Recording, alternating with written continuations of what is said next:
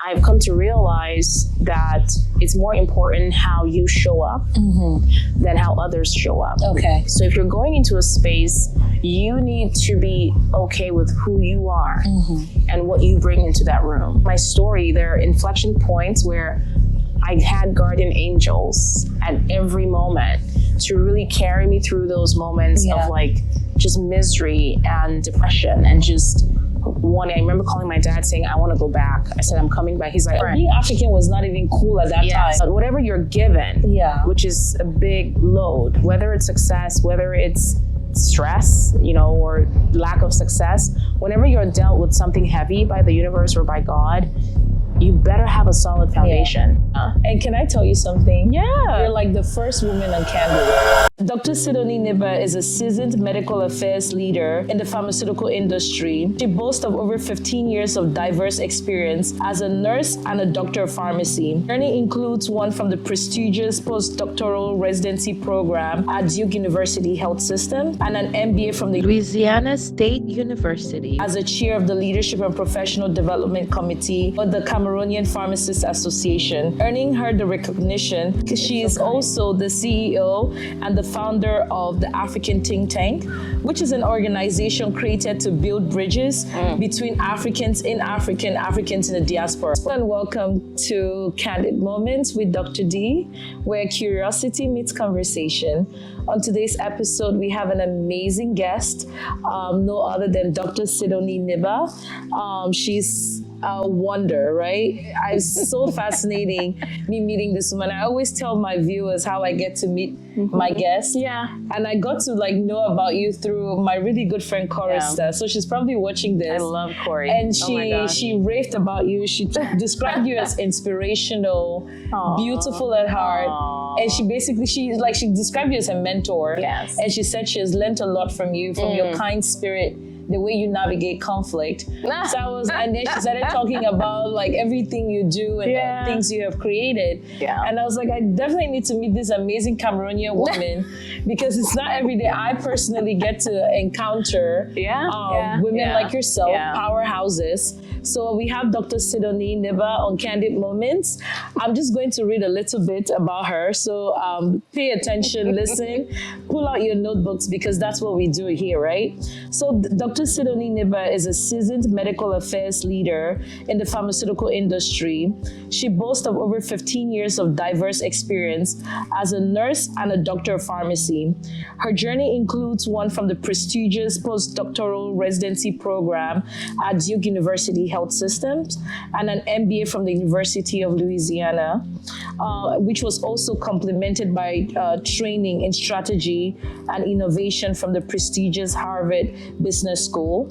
She has served as a mentor, a coach, a keynote speaker, and she's deeply committed to fostering growth mindsets, breaking through limiting beliefs, and she has spearheaded different transformative initiatives as a chair of the Leadership and Professional Development Committee for the Cameroonian Pharmacists Association, earning her the recognition as the 2019 Committee Chair of the Year. So congratulations on that. Thank you. And added to her many accolades, and the reason we drove all the way from the DMV area to Texas just to interview this beautiful brain box is because she is also the CEO and the founder of the African Think Tank, which is an organization created to build bridges between Africans in Africa and Africans in the diaspora. We're going to basically touch on that, so I'll just be patient and let's get started. So welcome to Candid. Thank you for having me. That does not sound like me. I'm like, sometimes it's so hard listening to your accomplishments. Yes. And you're like, oh my God, I this struggle is all every time. I'm like, that's uncomfortable. No, this is so barrier breaking. Yeah. And like you said, it bites into your idea of breaking limiting beliefs. Yes. Every great story starts from somewhere. Yeah. And I think when people see you, people only celebrate the now. But a lot of people don't take their time to go back into the past because we are basically accumulation of our experiences. Oh, yeah. So I wanted to take us a little bit into the past, before pharmacy school, before nursing, before all of that, and a little bit into your childhood. Oh my so gosh, where are you yes. from? So I was born in Boya, Cameroon. Okay. Yes, and we moved to Kumba, which is where I spent the bulk of my childhood, really, when I was about 3 or 4 years old. And I remember, so when I think about my childhood, my dad really comes to mind as like the major force in my life. My mom was present, but she was in school, so she had some other things going on. Yeah. And one of the most, and I have like, you know, we all have these moments, right? When you were growing up, you can like remember a moment in time. So vividly. Yes, so vividly. I remember when we first moved to Kumba, I was about 3 or 4 years old. And I have 2 older sisters who are, my older sister is a year and maybe a couple of months older than me. And then my oldest sister is about 3 years older than me. And they were both in school, right? So class 1, you know, in Cameroon, you get in around like 5 years old. And so my sisters were both in school and I would be home by myself with the nanny. And I was not having it. I was so upset, and I kept telling my dad, I want to go to school. You know, I was the last at the time, so I didn't have any siblings that I could stay home or play with. So I got really, really upset that I couldn't go to school. So I pestered my dad until one day he just kind of dressed you up and sent me along with my sisters, and they went and sat me in class 1. And I think at that time I was 4. And during the session, I did so good in class that day that they actually got an exception or an exemption to admit me into the school. So I started class 1 at 4. And I remember, like, at the end of the term, you know how they call the top 3 in the class? They called me up. I was the 8th. And for those who don't know, we're not privy to having like an African background. So in our African schooling system, so we do something called like top 3. Some schools go up to top 10. And then we do bottom 10. And then the top 10, in front of the entire school, they will call you out, and if you're the top, they'll clap for you. You have like this walk of honor. And then woe is you if you're like at the bottom 10, because they'll tell the entire school to shame you. So you know, from our background, so we have been built with this idea of excellence. So how did you feel coming in? Oh my gosh. I was so excited because it was more of, I think that the teachers were trying to show the other students that, look at this young child who is 2 years younger than you guys, or a year younger than you guys. And she came in the middle of the school year, and she was able to be the 8th. So it was more of, it was like an exceptional prize that I got for being the youngest, not being necessarily mature enough to be in class 1, but yet kind of defying the odds. So it's like an inspiration story. Basically, it's like you're not limited by anything. And they were like, you know, sometimes we use a lot of excuses as like limiting beliefs. So from a very young age, you're breaking those limiting beliefs. I'm very persistent. I love my poor dad, he accommodated that, you know, because looking back, I'm like, he was probably just like, you know what, let me just let this girl go, this child. And then when I went, you know, I enjoyed it. I really loved being there. And you know, this is something like I struggle with a lot of young African girls that I mentor. Like when they want to do something that's different than our cultural norm. And they're like, my parents wouldn't let me do it. I said, sometimes it's not that they don't trust you. They're just like, their parents, they're there to protect you. But once you push, like you show them that you have the resilience, you have the, like you said, the consistency, then they believe in you more, because they have no choice but to listen to your dreams and to listen to you. So that's a message for, and I told you guys, every time you come on Candid, use a pen and a paper.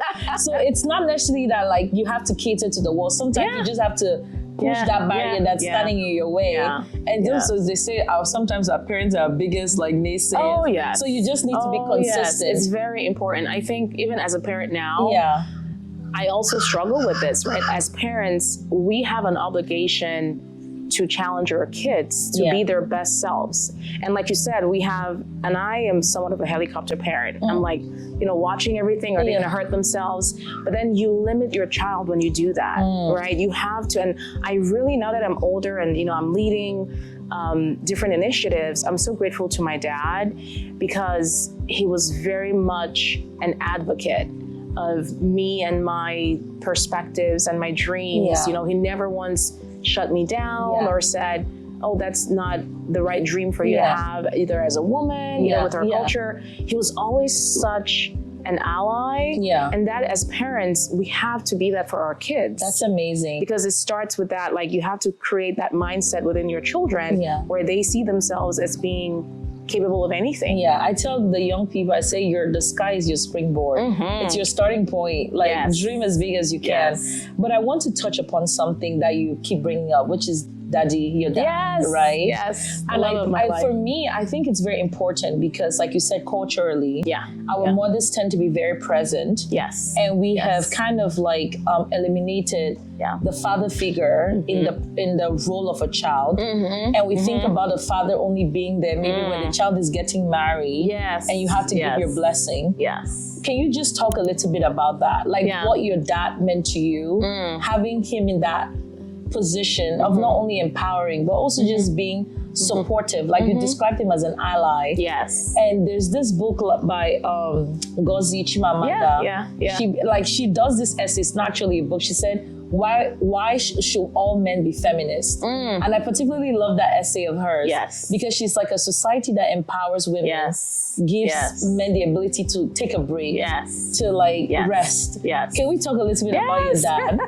Oh my gosh, he is up late, which is sad. May he so I miss him so much. My dad will forever be the love of my life. I mean, he was not your typical dad, especially not your typical African dad. He was very present. I mean, he worked like most of our parents did, but he also was he gave a lot of advice. And it was advice that was, you know, not encouraging, it was transformative. That's what I was thinking. Advice that challenges you to do better. Like he would tell us how he grew up, and he faced a lot of challenges. You know, he was from the West, and his family was impacted by the Maquisard War. And so his family had to relocate to the Southwest region. He was just 3. And so he came from very, very, really from nothing. And he was able to build a career focused on education. He was a teacher. And still maintaining a level of humility and just being very grounded. Like he would give anybody, you know, his last dime. You know, he was a community person, he was a singer, he was a composer of music. He lived a very well-rounded life. Oh God, yes. He left a legacy for sure. I love that. But the one thing that I think about every time I think of my dad is the advice that he would give us. There are certain things, there are 2 major things that go through life with me and his voice in my head. The first thing was really around education. And that's very important. Hence why I have all these educational accolades. He would always tell us, he would say, your education is the one thing nobody can ever take away from you. Oh my God, that's what my parents tell me too. It's the one thing nobody can ever take away from you, right? They can take your licenses, right? They can take proof of your education. They can revoke your degree. You know, schools can do that. What's in here is yours. But what is in your brain, the knowledge that you acquire through life and the ability to impart that on others, no one can ever take that away from you. I love right? that. And so for me, what that tells me, what that told me is that what we have in our minds and our brains is really what's going to transform the world. Right? Like that's the only thing that is basically intangible, but yet so infinite. It's infinite, right? It's like amazing. You can use it over and over. You and I can sit here and talk for hours and hours and hours. If these chairs weren't here, we'd be on the ground. We'd sit on the earth. That's why, you know, storytelling is part of our culture. You don't need material stuff. What's in your mind, right, is infinite, and you can pass it on. It's so amazing. It's like I read this book called The World Within. And you know, like also how the Bible says, like what is in you is basically greater than what is in the world. And it's like every world starts in your mind. So before something materialize. Yes. It's like this cup started in somebody's mind. Yes. And it's so important. I really, really, really love that first lesson of education because we come from a society where you know, our parents encouraged education. Yes. One, because a lot of them were not fortunate to like excel in that aspect of their lives. Second, as just girl children, they saw a lot of like limiting things within the culture that what if we didn't get an education, we were going to be victims of. Oh, yes. Right? So my mom always said, education is your first husband. Yeah. So she made sure she was like, before you enter any man's house, you have to like be like, she was just upset. My dad said that too. My mom said, before you enter any man's house, you need to finish your degree. Yes. And it's so amazing you said that. And I feel like it's something that is a dwindling art in our time where people think like the money is like, it covers it. But you know, like nothing beats, like you said, intellect. You know, us sitting here. If the couches are not here, if the house is not here, we'll go on the tree. But at the same time, it's like we can only have dialogue because we have education. And because education expands our worldview. So I what's that second advice? Because it looks like if Daddy was here. I know. The second one, he told me, but I think it was more about how he lived. Right? Always thinking of ways to improve the spaces you occupy. Right? Ooh. Like always seek to serve, not to be served. I love that. Right? Like, and that's probably what's responsible for me having and starting all these things. Is whenever I find myself in a space, I always think of what I could do to change the environment, right? And to change the narrative of that environment. And my dad lived a life like that. You know, he turned down so many opportunities that would have probably had some economic, you know, attribute or economic advantage for himself and maybe for our family because he was focused on service and impact. And so for him, it was always more important to give than to receive, to serve before self. You know, it's like service before self. You always seek to serve. He sounds like such a great man.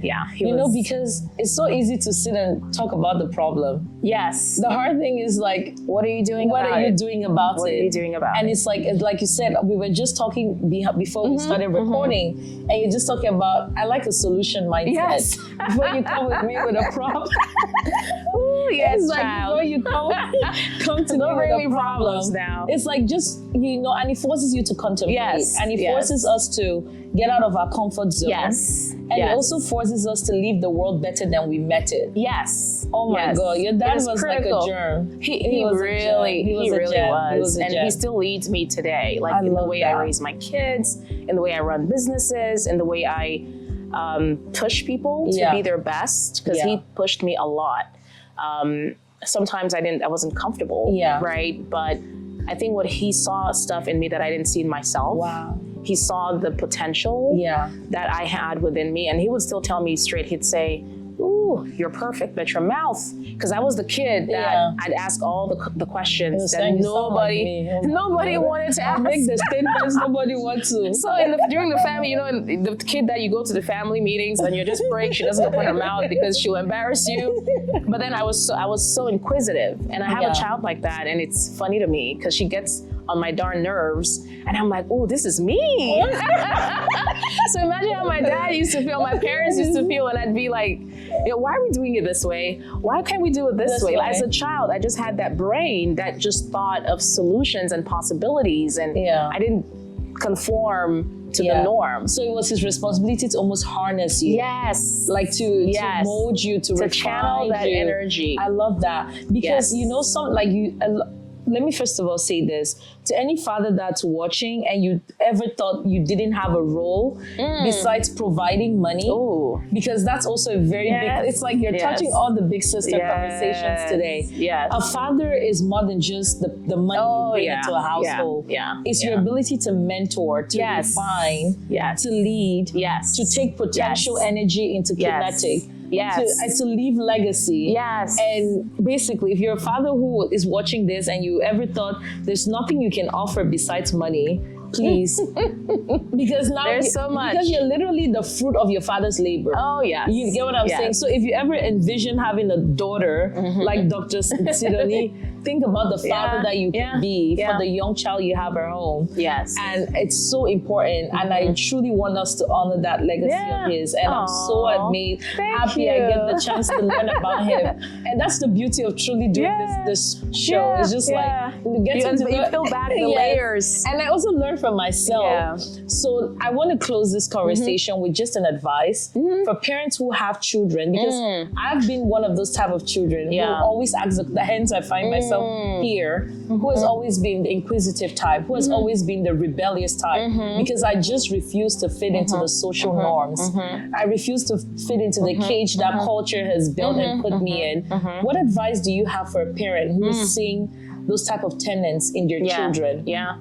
I think the first piece of advice, and probably the most important, is be very careful how you live. Because you're seeing everything. Your children are watching, right? And so it's more important how you live than what you tell them. If your kids see someone who is audacious, someone who dares to take risks, someone who dares to take on challenges, to solve problems, you don't have to say a word. They will become that. I love that. Because you're their hero.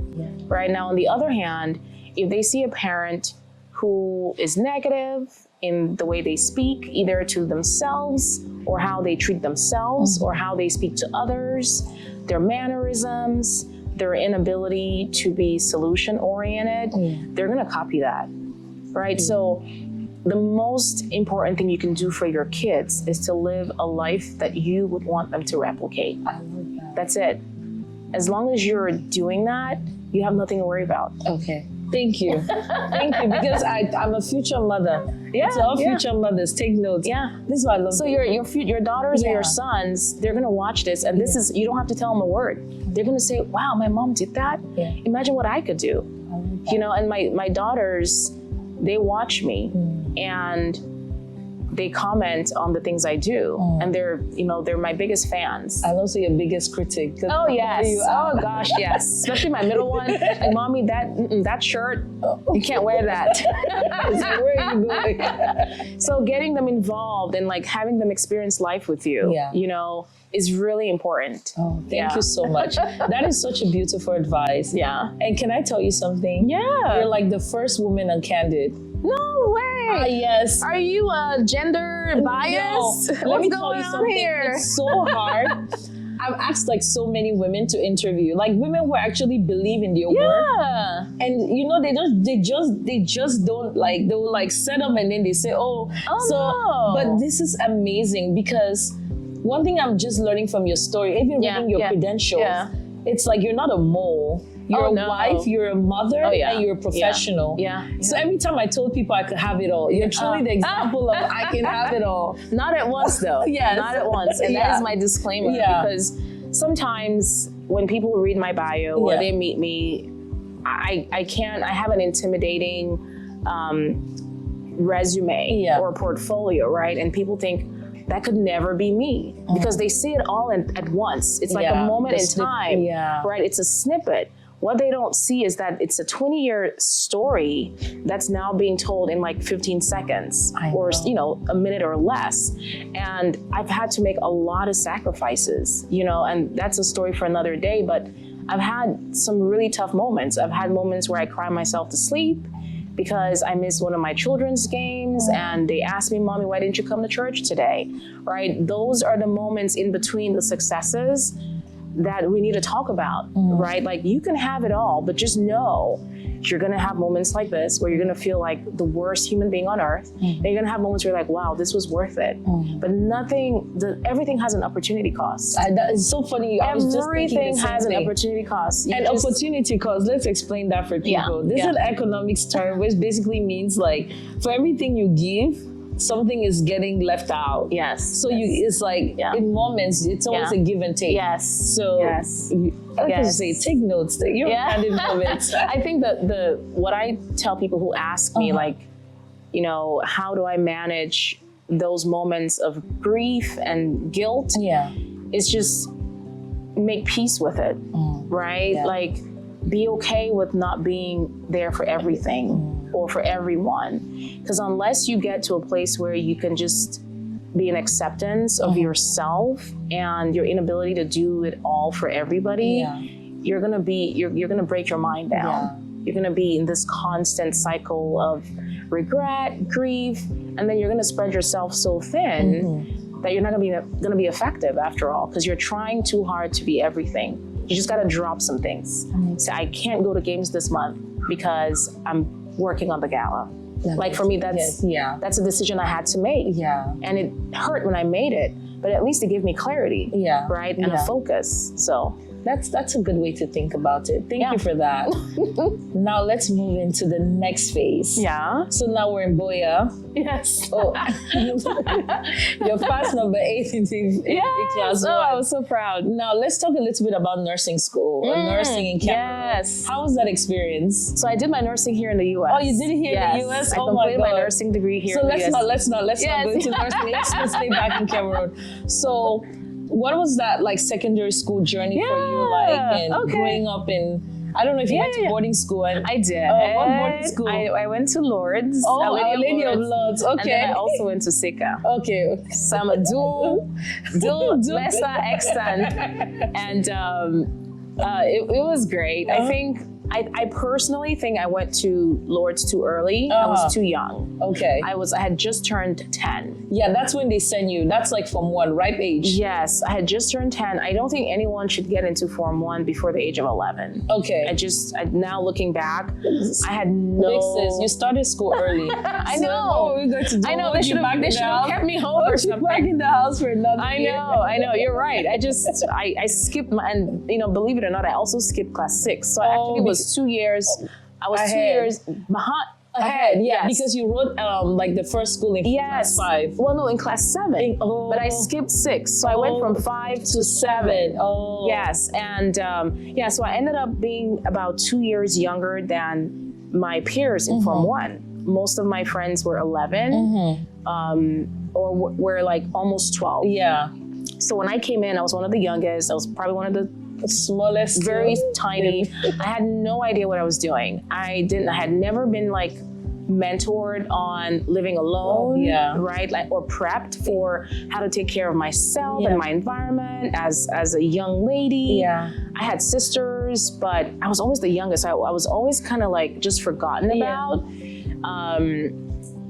So it was, I had a really hard time adjusting to boarding school. But eventually, I made really good friends and everything was okay. And then when I went to Form 5, I badly wanted to go to a co-ed school. Okay. A boy and girl mix. Yeah. Because I was sick and tired. I was so sick and tired of the all girls school. And I was 14, I think, and I was ready to like mingle. Trust me. Yeah. I went to PSS Malcolm. We're right next to Our Lady of Lourdes. Yeah. I wanted to live a little. Like, can I just get up in the morning and see young boys, on campus? And my dad was like, absolutely not. And I love the Baptist way of worship. Okay. That is one thing. I'm not very, as you can tell, I'm not very like pious when it comes to prayer. Okay. I'm not necessarily like a charismatic, like on the other hand, but I do like to get up and dance. Yeah, so you like the in-betweens. Yeah, so I really enjoyed the Baptist way of worship. Like I was able to really like worship in my natural state. Oh, that's good. That's good. I love the way like that not mass but service was delivered. Yeah. The way the messaging was tied back to like our day to day and how we live. Preaching. Yeah. So I think just overall, and I was closer to home. Yeah. So I saw my dad a lot more. And so it was just one of those things where it was an overall a better rounded experience. That's for me, great. Do you think it shaped like the way you navigated like your female identity and how you like interact with other women? I think so. I'm trying to think. Because I'm like, a woman in your position, you get to interact with a lot of women, and you say your identity can be quite like... Yeah. Yeah, and so... I don't know. know. I think it depends on the woman. Okay. You know, because I have really good friends from both environments. Yeah.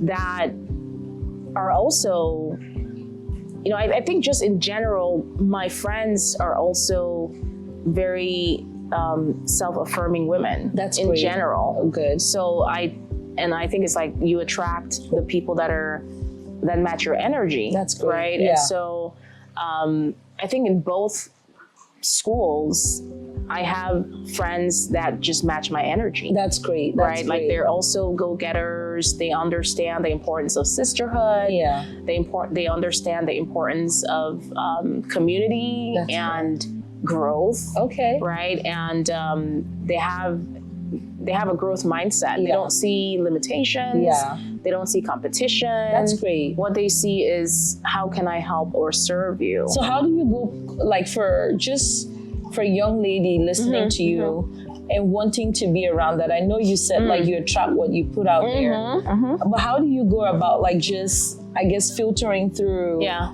to get to that core group of women, you know? Because I think for me, it's something I struggle with. You know, you either step into a room and you meet, for me, with a superiority complex, people with a superiority complex, or you meet people with an inferiority complex. But everybody wants like a high network friend, a very impactful friend. So how did you go about high value. high value, like people around them? How do you go about making that decision? I know it's not a resume thing, but no, but I mean, but then it is, right? Not a literal resume, but it really is a compilation of who that person is, their identity.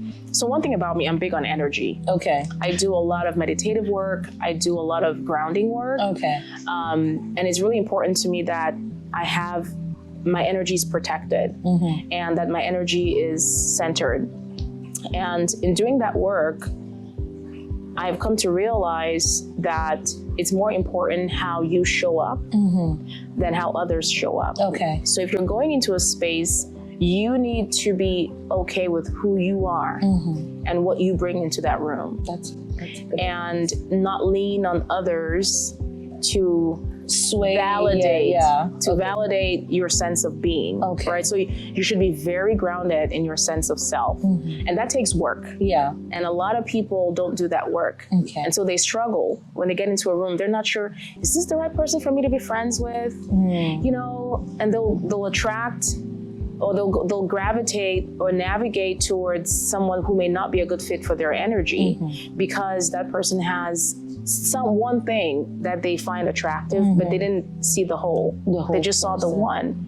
So one of the things that I recommend is ground yourself and be really clear on who you want in your network.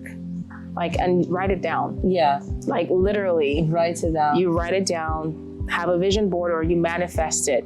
Say, I would like, and don't complicate it. Yeah. Just say, I would like to build a network of women or have friends who are really keen on service. Yeah. They believe that it's more important to give than to receive.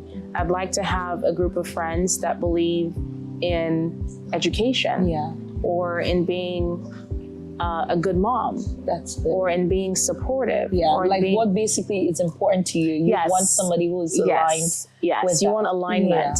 And then just put it out there. And then you need to be that person to somebody else. Well, to yourself. Okay. Before you even get into the world, you need to sit and say, am I these things that I want? And then if you're not, it's fine. Work on becoming that. And when you walk into a room, trust that those energies will find you. And so a lot of it is just self-work. It's you. It's self-work. It's you. It's not the others. That's great. I like that because, you know, from like a very younger perspective of navigating women, Carissa and I were friends like right from, like we were friends since the age of 16? Oh, I love We lost each other because I went to school and we went, and then we found each other just because of like working. Her supporting me, and that's why I'm here. But I was basically telling her that the past 3 years of my life has been like very transforming when it comes to friendships and building like my network of people. I've had to do the difficult work of like, because I tend to excuse behavior. So I'll be like, oh no, this person is this way.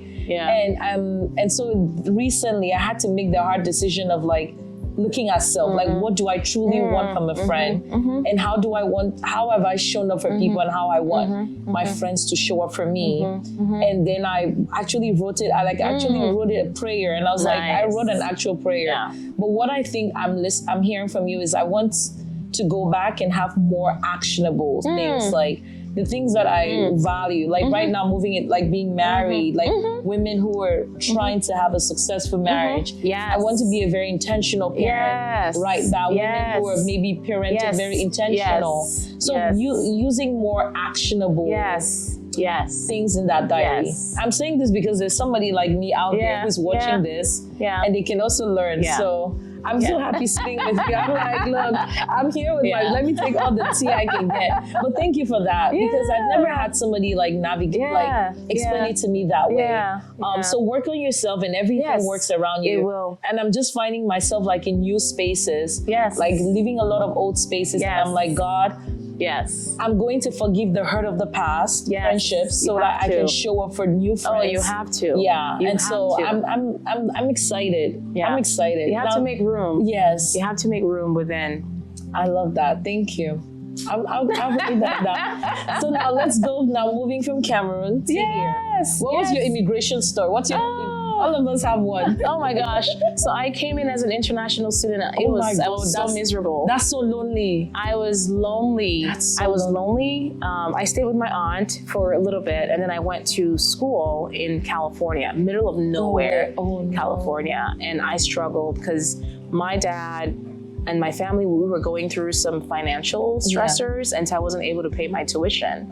And so I ended up moving in with this Caucasian lady at school who just had fallen in love with me. And speaking of grace, right? Like when you look at my story, there are inflection points where I had guardian angels at every moment to really carry me through those moments of like just misery and depression and just I remember calling my dad saying, I want to go back. I said, I'm coming back. He's like, you are not, ma'am. You got to figure it out. He didn't let you quit. No, I was 18. And so I was struggling, I was a young lady in America. Yeah. No clue what I was doing. And what year was that? This was in 2003. Oh, that's like when we were not even, because now it's different. There's a lot of Africans so different. Somebody knows somebody that will connect. But in 2003 is like it was finding so an African. different. And being African was not even cool at that time. Yes. So it was so different. And I remember the school I was attending, there were two of us that were from Africa. I had my roommate. They put the two of us in the same room. I'm like, thank God. She's Nigerian, and she's moved back. She's doing so well. I'm so proud of her. But it was just us. And so it was just us, leaning on each other. And then eventually I met my husband and got married, and he was born here. And now I don't have to worry about status and all that. But those were some really dark times, really dark times. So how did nursing come about? So when I moved, I started doing an accounting. I was supposed to do accounting as a major.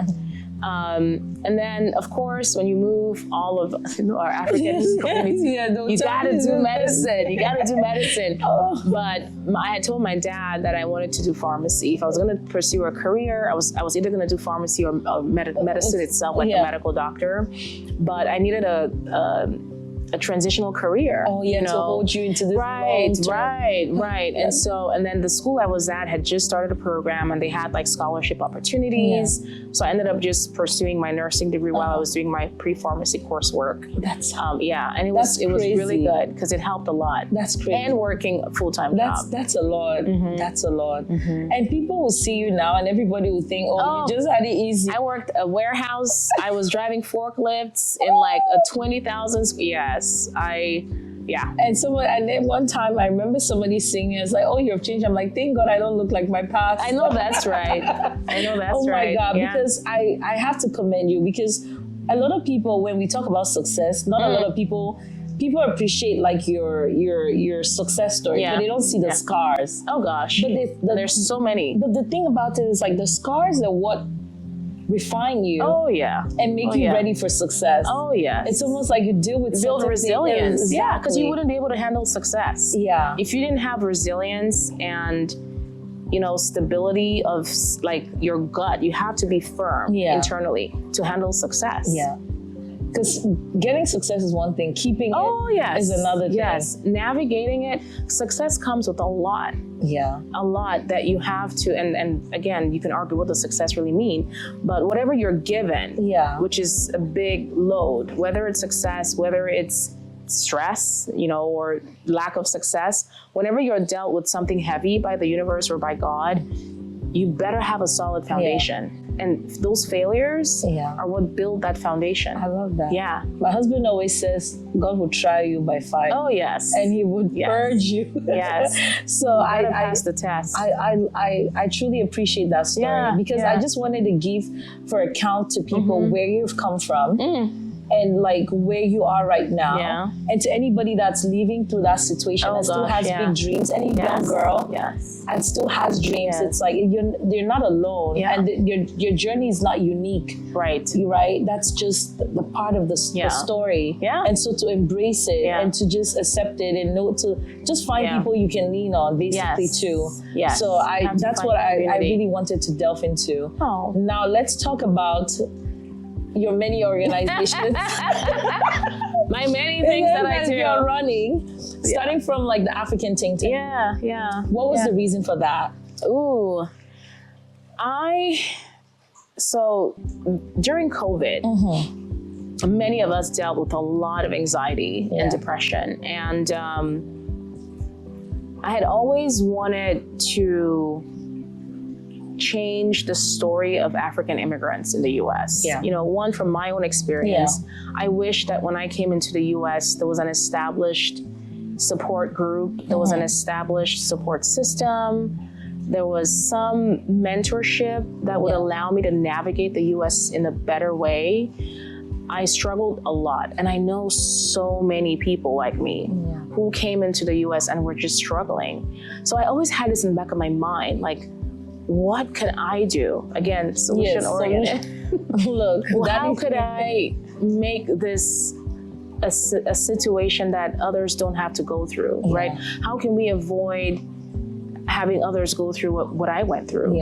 And the first time it came to me was like 2018, 2019. But I was just like, I started thinking through like the work that it would take.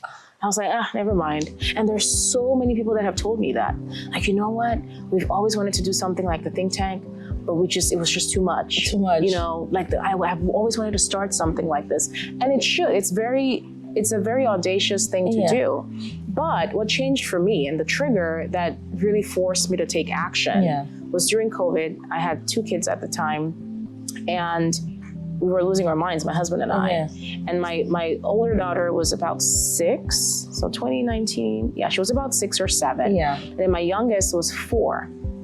And they had, leading up to COVID, they were going to school and they would always come home and ask me questions.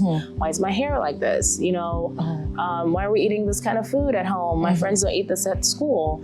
And I had gotten all kind of books about Africa and the history, and we would read through it together.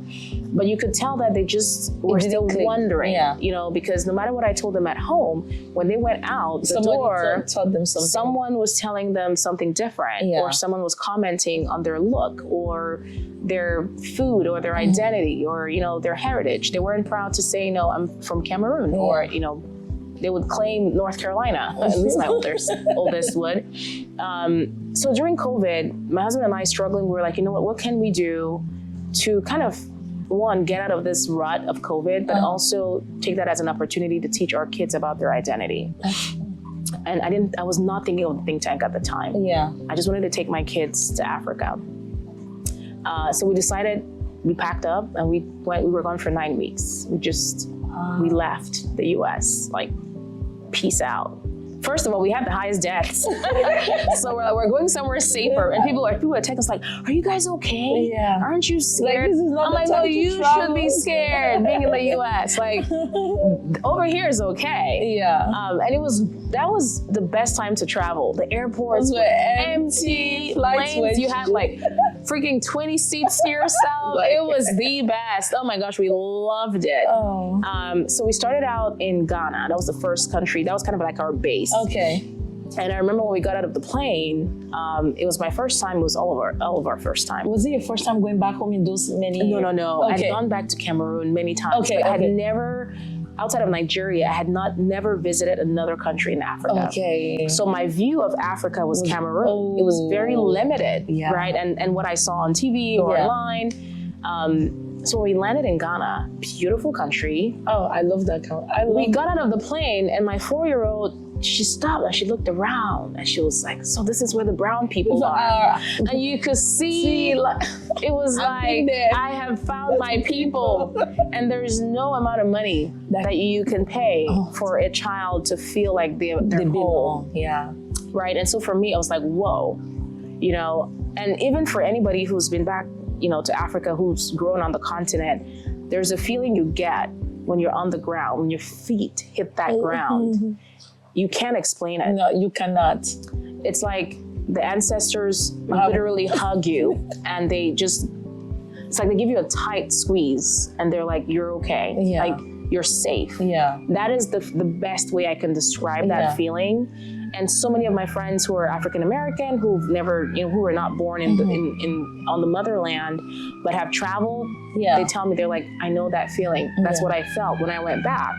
So for me, it became having my kids experience that and I just seeing how they transformed, like, and then seeing the excellence with which the Ghanaians moved. I mean, they gave us an iPad. They are so nice. Like, they were like buttoned up. Like, the airport is so clean. I was like, is this Africa? I was so shocked. Cameroon. You know, I was so impressed because the view and the lens, again, was Cameroon. Yeah. So I was pleasantly impressed that, no, Africa is not what I think it is. Yeah. And then we ended up going to Senegal, which was also I've heard really beautiful country. I mean, the best beach I've ever seen. Terubi Resort in Dakar. I've never till today seen a beach that beautiful. Oh, wow. And I'm still looking. I travel a lot. Never ever. Then we did Kenya, and then we ended up in Cameroon. So for us, when I came back to the U.S. after 9 weeks, I was like, how can we recreate that feeling here? Oh. How can we recreate that feeling of feeling safe? Yeah. And feeling like you belong and that you matter without having to fly back to the motherland, because so many people can't afford to. Yeah. Not even for themselves, but also for their kids, right?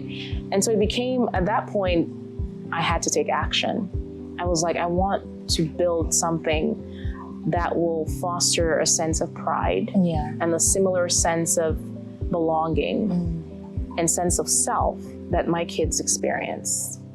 And in doing that, I can then tie it back to what I had felt in 2018, right? A space that will foster belonging, foster that sense of ownership of African identity, but also serve as a vehicle of transformation, right? Also serve as a pipeline for the African diaspora to grow and to gain resources and to gain mentorship and to be empowered economically, which will then, full circle, flow back to the continent. Because if the diaspora is not doing well, the continent is not going to do well. That's true.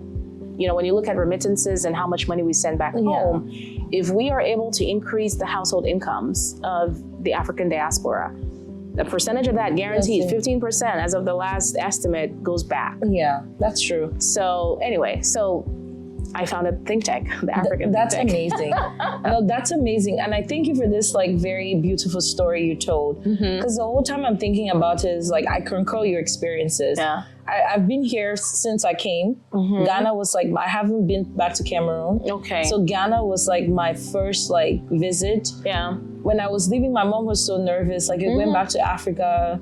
And I just took a leap of faith. Yeah, yeah. And when I went to Ghana, I was truly impressed. The people are so kind. Yes. Everything is so organized and so structured. Yes. And again, everybody's viewing a lot of things in Africa through a westernized lens. Oh, yeah. You know, like, I'm not saying it's perfect.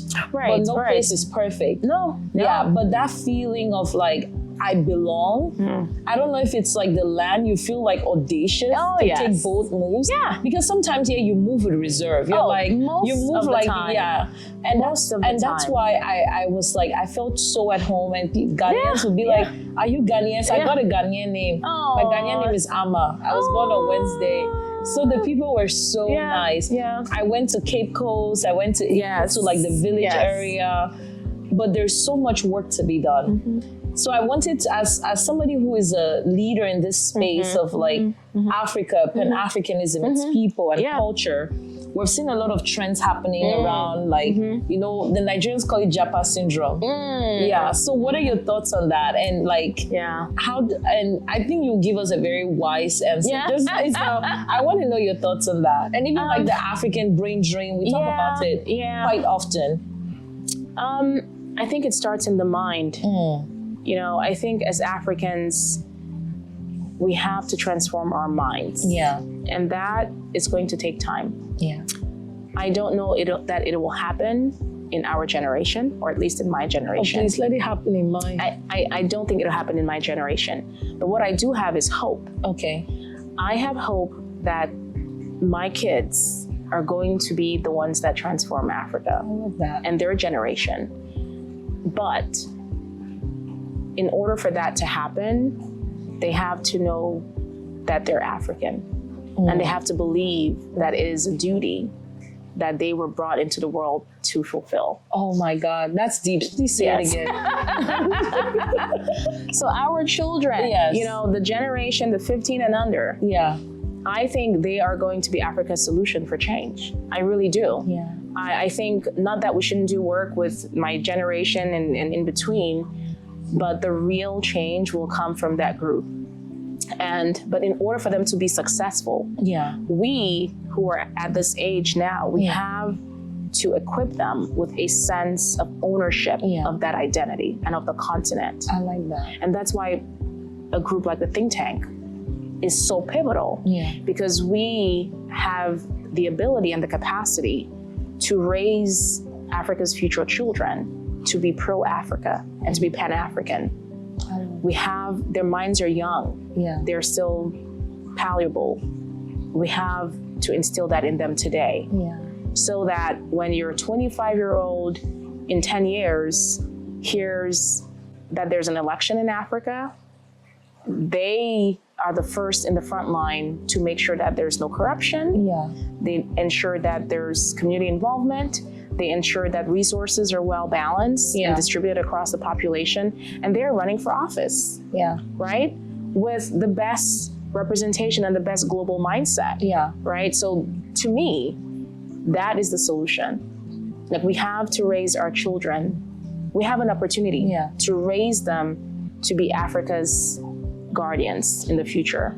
Thank you that you said that. And I truly appreciate that, because what I experienced, like coming to the US, was being African wasn't cool. Oh, yes. Of course, now we have to think of our Nigerian brothers and sisters because of Afrobeats and our South Africans. We're cool. I'm a piano, now we're cool. Yes. But we constantly see this wave of like winning and waxing and like being African is cool. Now we're in the cool wave.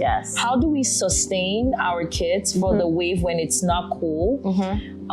Because I'm slowly seeing like a lot of people appreciating being African because of the culture and the hype around it right now. How do we make sure that we're building sustainable roots for when it's not actually cool enough to be African, when everything fades in the background, the noise fades, and but we're still there as Africans? What do parents do? Actionable steps. Parents have an obligation. They have a mandate, not an obligation, to immerse their children into Africa's history. And to, I don't want to say force, but really you need to force your children to take ownership of Africa. And it starts with the conversations you're having at home. What are you telling your kids about Africa? Don't see me. Right, like what are you telling them about where they're from? Because if you're speaking negativity about a continent that is part of their heritage and their history, and they don't want to be affiliated with it.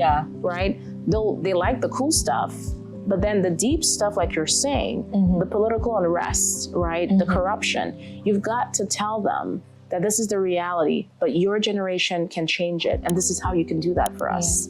Like, you're the answer. And like our traditional African families where we are our parents' retirement plan. And it's working because our parents all of us feel obligated to take care of our parents because they told us for so long that I did this for you and you need to do this for me now. And we're doing it. Yeah. It's the same language. You gotta tell the kids, like, you need to go back and fix Africa. Okay. Right? Like, you have an obligation to change that continent. Yeah. And they're gonna do it. They're young, they're audacious, they don't care what you think about them. They don't, like, they're so bold and brave. Yeah. You know, we're broken. Yeah. You know, we've been oppressed and we can't see beyond just food on the table. Yeah. So for most of us, nobody wants to go transform Africa. Yeah. We're like, you know, it's what it is. Yeah. It can't change. No. Yeah, I get a lot of it's like you're wasting your time. No, we're not. And like it's only gonna get worse. And then from the people who are actually going back, what I see is not actually like, I see a lot of more entertainment stuff, like bars, nightclubs, as opposed to like hospitals, schools. Yeah. Because I also feel like sometimes on ground needs to be prepared for the wave of change that's coming. Yes. So what if there's an African on ground who is like waiting for change? Yes. Because how do they like resolve? Because I've also seen nations like, is it Sierra Leone or Liberia? Where, you know, when people migrate, like Africans were sent back. The people Liberia. and then they met the native Africans. There was a lot of like destruction. Yes, they had a war. So how does even the people back home, how do they prepare for the return? And I know Ghana has actively started doing things like that. Yes. But how do they prepare for the return and for this cultural immersion? Because I feel like we're creating a creolization of cultures, like whole new cultures coming together. Yes. I think they prepare by learning about, for me personally, by learning about the African American story. That's many people. I heard you talk about that.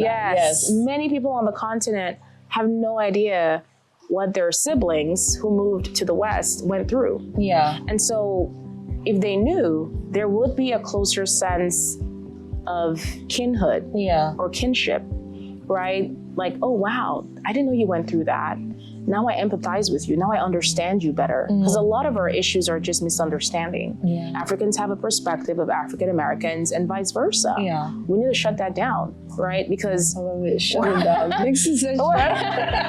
hurting each other and ourselves, right? When I get out on the street, nobody cares that I'm an immigrant. I look like an African American. They treat us the same. Yeah. You know, so the sooner we realize that our destinies are really tied, the sooner we'll get in a room and say, okay, how do we fix this? How do we fight this together? Yeah. How do we build our network, right? I mean, I don't want to quote the Jews, but when you look at that community, you're just like, wow. Yeah. You know, they've been able to do it because they keep the big picture first. It's not about me. It's not about you. It's about the community. Yeah. And how do we ensure that our identity and our people come out on top? Yeah. It's selfish and it should be. Yeah. And we're the only ones not doing it. Yeah. So anyway. You're saying you're bringing it's like you're just bringing important conversations to mind.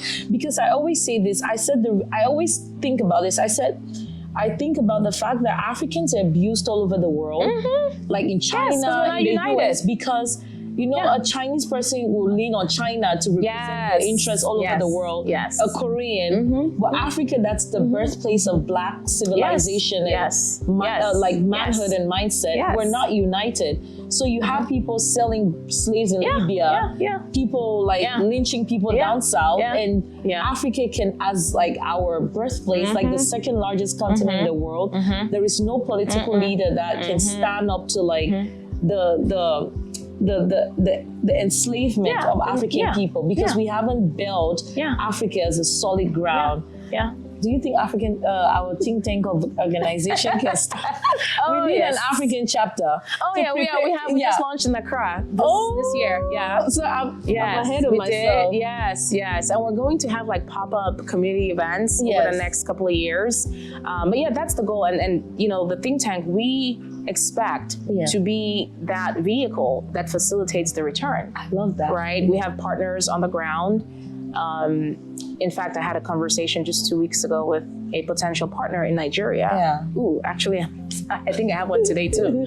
But we're building bridges, right? Yeah. So that we open up the world for our people, right? I don't need to be in Nigeria to do business there. I just need a partner that I trust, right? I don't need to be in Singapore. I just need a partner that I trust. And that partner better be of the continent. You know? Keep the money within the family. Right. Not that we don't embrace others, but we have to be selfish.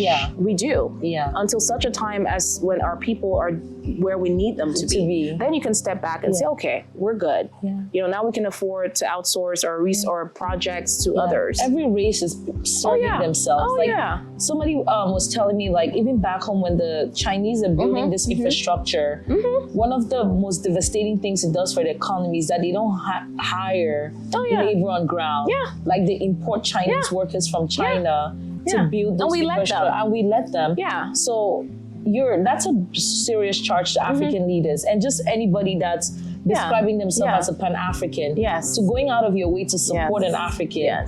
And for you, the African who has a business, going out of your way to make sure that you're providing very trustworthy services where people can count on you. 100% for reliability. No, that's a very... I think for me, that's probably the more important piece is if you're a service provider to businesses or investors, you need to bring your A game, right? Your professionalism has to be on point. The service you're providing needs to be effective, efficient, and excellently done.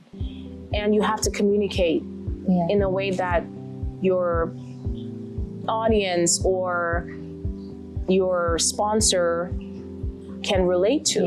And it's work.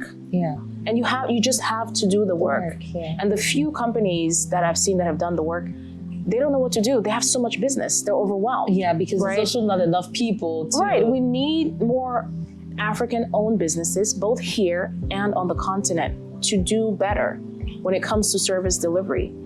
And, you know, we need to stop with the excuses. There's resources. You can take courses. You can take classes on, you know, business communication, business management. The think tank is a resource for that. So there's no excuse, because you cannot expect that someone who is investing money in you should accept any less than excellent. And then get upset if they take that business to somewhere else. It just doesn't work. It's a business. They're in it for profit. You know, so anyway. No, that's good advice. I tell you, like I said, you brought so much to the table. So now let's talk about like the strategic vision of the African think tank. Started 2019 or 2023 actually. 2023? Yes. Wow. Yes. And so the immersion class for the kids was what now was built into the arm Yes. Can you describe what that is like? If just parents were interested. So we serve children age 6 to 13. It's online. It's on Saturday mornings through Zoom. And it's facilitated by a vendor in Nigeria, in Lagos. And basically they take our children through the history of the continent. And it could be any child, anywhere in the world. If they're interested in learning about Africa, Africa's heritage, the prominent figures or ancestors that built the continent, and their stories, their paths to, I wouldn't say success, but to transformation, the different regions, and some unique things about the regions, language, food, dances. They learn about some of the figures in the African American story as well, which is very important. They learn about leadership. So we're not just teaching these kids to be proud of the African ancestry and to understand where the continent has been, but we're also raising them to be global citizens, right? Which is so important. They can walk into any room with the confidence of an African, but with the audacity to also believe that they can change the world. I love that. You know, and they are able to communicate and show up as the leaders that they are. That's very important. And if for those who are interested and want to sign up, we're going to put the link in the video so you can click on it. It's going to take you to the website and you can basically get more information on the immersion classes. I love that. Yeah. Now let's talk about. Oh, and we do plan in the future. Okay. Cultural exchange trips. Oh, for the kids. That's so nice. Summer programs that are in person. Yeah, I'm so excited about that. No, I'm actually excited about that. That's like almost like a summer camp, but back home. Yeah, I love that because there's so much of our experiences that need to be replicated that have defined us. Yes, our resilience, our stories that I think our kids can benefit from knowing. I remember interviewing a very, very young Cameroonian girl. Okay. Favor. She wrote a book, and it was just basically her own immigration story from Cameroon to Dubai to here. Oh, very interesting. She's actually the only girl on my podcast. Okay. But she talks about like just that story and like what it meant for her. And well, basically she grew up, now she's here. Yeah. But now she also wants to go back home and like experience her culture because she's 19. So I think there's a lot of people who will be interested in that kind of service. Yes. So no, I like that. I can't wait. I can't wait. Please check out the link for any for the services that we have mentioned. So now let's talk about the gala that we're planning. Yeah, I'm sure by the time people watch this episode, it's going to be past. It would have happened. But we know it's not just for this year. Right. We're looking forward to many more years. Yes. So let's talk about that gala because we know it's gonna happen again. Yes. The gala is a celebration. Yes. It is really our end of year opportunity to bring our people together. Yeah. And honor our communities that have, and the work we've done throughout the year to showcase Africa and Africa's heritage. So we'll have a fashion show with African designers. We'll have, oh my gosh, the food. We showcase African cuisine. Yeah. By the time they're watching this, we'll probably film the gala. So when you're talking about you'll show the pictures. Serious FOMO. So we'll have that. We'll have, community members, leaders, politicians, and elected officials. It's an opportunity for us to really bring others into our world, right? Like, Africa is not what you've seen on TV. This is Africa. It's regal, it's excellence, it's beautiful, it's colorful, it's vibrant, it's warm, it's welcoming, it's free. Yes. We are free spirits and we love to love. And so the theme is Ubuntu, which is I am because we are. What expound on that? Yes. So Ubuntu, it's South African in origin. And it really emphasizes the fact that my existence is dependent on yours. That's a beautiful story. And it's about connectedness. And I talk to you about energy. It's really emphasizing the fact that our energies are connected. And so it's important that we go through life with a sense of dependency on how our moves and our actions affect those around us. And we should always seek to move in a way that brings good and harmony to our community and in the spaces that we're in. That's beautiful. Right. South Africa has a very deep philosophical statement. And it's it's one word, but it packs a lot. They have so many. They have, a lot of them are of Southern African heritage, a lot of the buzzwords in the African community. No, but it was such a pleasure having you and learning from you.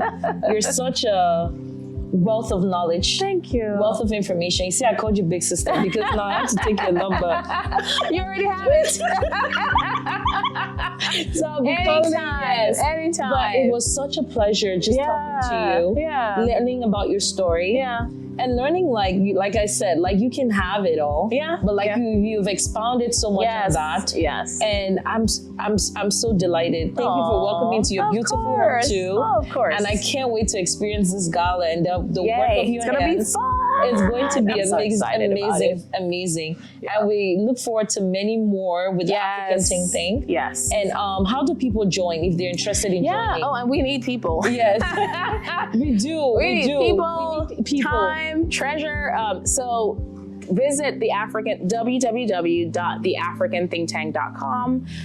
You'll learn more about the organization. You'll learn more about the work that we're doing, the communities that we're impacting, and then also how you can serve. So we have volunteer opportunities. You can also donate to help us keep the programs going. Yeah. Please, how you can serve. I know a lot of Africans, but we need all hands on deck. Yes, servitude. Yes. I think we're moving so much away from that idea of leadership as a place to serve, as opposed to be served. Which I think our generation, like I think we need this going back to Africa journey as soon as possible, because there are a lot of our roots and cultural things that we need to reconcile. Yes. That I think that we are moving away from, because we have assumed a very westernized way of thinking about, you know, community, about self, about leadership. So this is an organization that is going to reconcile not only adults, but children too. So especially the children. Yes, especially the children. It's the next generation. Yes, they're going to be the gateway to change on the continent. So I'm looking forward to just the gala. And it was such a pleasure. Thank you so much. Of course. And I enjoyed it. This is great. Definitely, if you enjoyed this episode, please like, share, comment, subscribe, visit the African Think Tank. We need more hands on deck working for our continent. Yes. And if there was somebody you wanted to address, a group of people, whether it's leaders or the people you serve, what will you tell them? I would say never underestimate the power of what you have to offer. You know, the world needs you, and think of ways in which you can serve. There's opportunity everywhere. I know times get really hard and we get in a rut and we're only thinking about how to make it to the next day. But the best way to get happiness and contentment is through service. It's through service. There's no ifs or buts about it. If you're seeking purpose, if you're seeking a sense of value or a sense of self or a sense of contentment, find a way to serve. If it's 1 hour a week, commit to it and just serve. That's it. Thank you. And this is Candid Moments, where curiosity meets conversation. Thank you for watching.